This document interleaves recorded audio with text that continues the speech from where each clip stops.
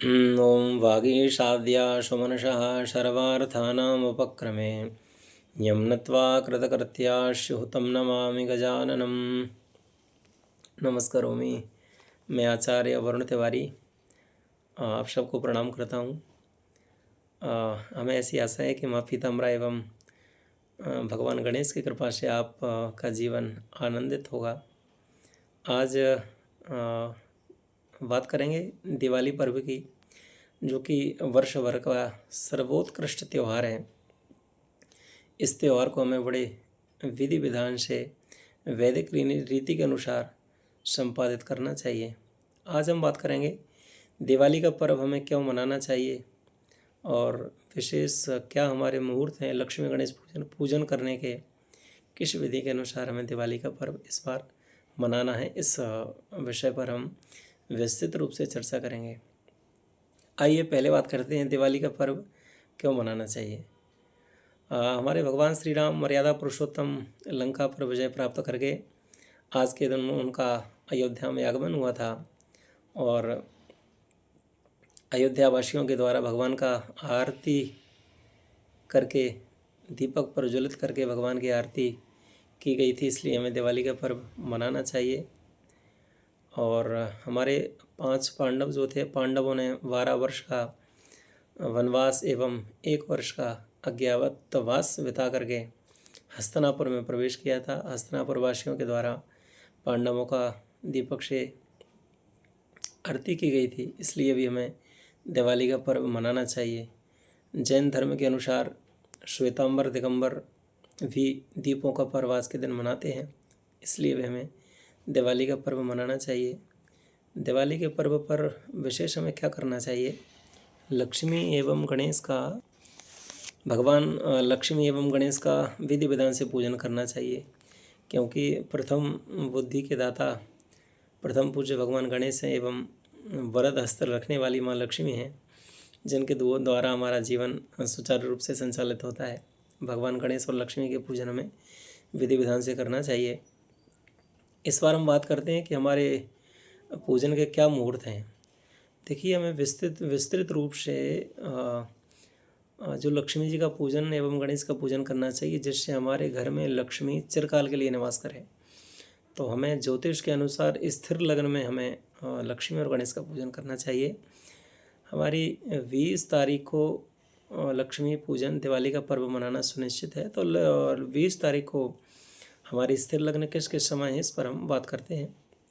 हमारी जो कुंभ लग्न है दिन में 20 तारीख को, वो 2:36 से 4:07 तक है। इस समय में हम अपने प्रतिष्ठान, दुकान, बही खाता, इन सब का पूजन कर सकते हैं। द्वितीय लग्न जो वृष लग्न है, सायंकालीन सूर्यास्त के बाद 7:08 से 9:03 तक वृष लग्न है, जो कि स्थिर लग्न की श्रेणी में आती है। इस में हम अपने घर का पूजन करें, लक्ष्मी पूजन करें। उसके बाद में रात्रि में 1:13 से 3:54 तक सिंह लग्न है, जो कि वह भी स्थिर लग्न में आती है। तो इन 3 स्थिर लग्नों में हम लक्ष्मी पूजन करें, जिससे हमारे घर में लक्ष्मी चिरकाल के लिए स्थिर रूप से निवासरत रहें। और हम मुहूर्त में यदि बात करें तो संध्याकालीन की बेला में जो मुहूर्त है, सूर्यास्त के समय 5:57 से 7:12 तक संध्या काल का मुहूर्त है। द्वितीय हमारा जो प्रदोष काल का मुहूर्त है, वो सायंकालीन 5:57 से 8:27 तक यह हमारा प्रदोष काल का मुहूर्त है लक्ष्मी पूजन के लिए। तीसरा हमारा जो निशीत मुहूर्त है, इस मुहूर्त में प्रायः देखा जाता है कि जो सिद्धि करने वाले लोग होते हैं, संत ऋषि मुनि हमारे होते हैं, इस काल में वो निश्चित रूप से जिस सिद्धि को प्राप्त करना होता है, तो इसी काल में वो अपनी सिद्धि को प्राप्त करने के लिए अन्य प्रयोग करते हैं। इसको निशीत काल कहते हैं। इसका मुहूर्त है मध्य रात्रि में 11:47 से 12:36 तक। देव्य अथर्व शीर्ष में कहा गया है, निशीथे तुरीय संध्यायाम जप्त्वा वाक् सिद्धिर्भवति। निश्चित काल में वाणी को सिद्ध करने के लिए तुरीय संध्या का भी दिव्य अथर्व शीर्ष में कहा गया है। और किसी सिद्धि को प्राप्त करना है, लक्ष्मी को हमारे घर में चिरकाल तक निवासरत रहना है, इस आशय को ध्यान में रखते हुए हमें निश्चित काल में पूजन करना चाहिए। एक छोटा सा मंत्र हम आपको बतलाते हैं, इस मंत्र को बोल करके लक्ष्मी पूजन करें। ओम श्रीं ह्रीं श्रीं कमले कमलालये प्रसीद प्रसीद। ओम श्रीं ह्रीं श्रीं महालक्ष्मी नमः। एक बार हम फिर इस मंत्र को दोहराते हैं, आप इसको लिख लीजिएगा। इसी मंत्र के साथ हम अब लक्ष्मी पूजन करें। ओम श्रीं ह्रीं श्रीं कमले कमलालये प्रसीद प्रसीद।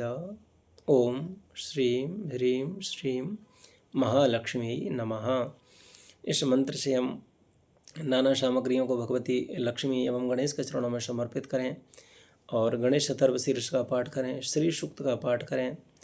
कोई मंत्र नहीं आता है तो कोई बात नहीं, कोई विधि नहीं आती है तो कोई बात नहीं, मन में भगवती एवं गणेश का स्मरण करते हुए नाना सामग्रियों के द्वारा हम भगवान का विधि विधान से पूजन करें।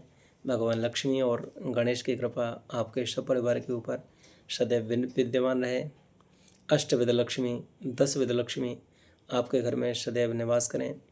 गणेश भगवान आपके जीवन को सुचारू रूप से अग्रणी होकर के संचालित करें। भगवती लक्ष्मी आपके ऊपर सदैव कृपा बनाए रखें। इन्हीं शब्दों के साथ अपनी वाणी को विराम। दीपावली पर्व की हमारी ओर से आप सभी श्रवणार्थी बंधुओं को अनेक शुभकामनाएं। आपका जीवन धन्य हो। इस दिवाली आपके घर में अनंत खुशियाँ आएँ, आपकी झोली में अनंत खुशियों का भंडार भरे, जिससे आपका जीवन सुचारू रूप से संचालित हो। इन्हीं शब्दों के साथ अपनी वाणी को विराम। धन्यवाद। सादर श्री राम।